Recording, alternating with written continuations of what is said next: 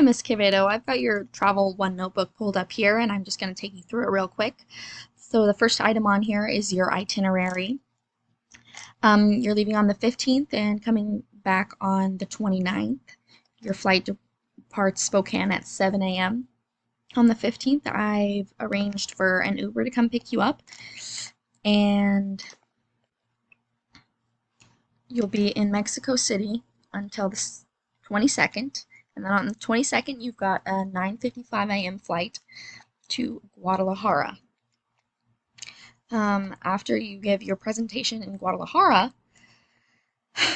you depart Guadalajara 6:45 a.m., come home 1:26 p.m. on the 29th.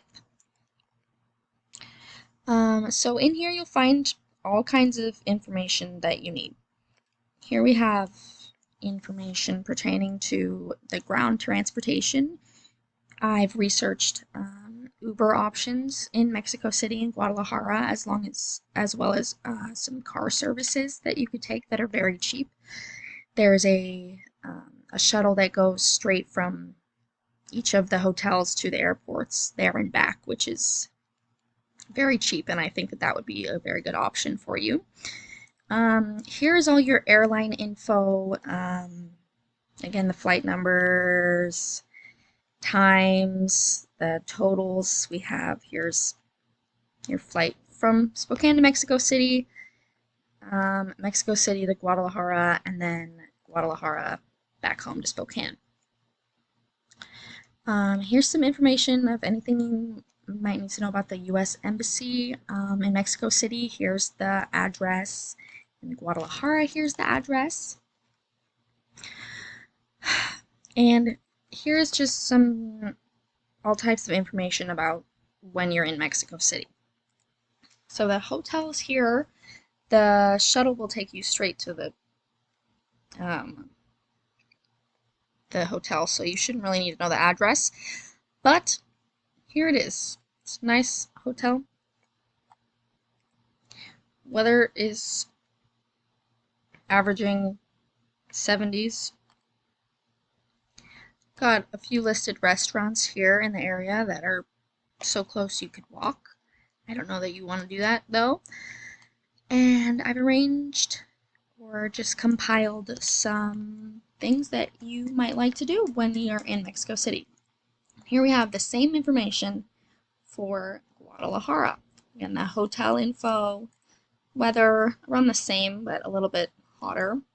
Average temperature for April. We've got some restaurants in the area, different kinds, American food and Mexican food, anything you want. And again, here I've compiled some things that you might like to do just for leisure in your time that you're spending there. The last page on here is important info for a reason. This is important information. Here's the exchange rate. 1 peso, or rather a dollar, is roughly 16.71 pesos. Here is some common greetings in Spanish, and here are the telephone codes. Here's any holidays, celebrations that are going on. There is a celebration of some Navy personnel going on while you are there.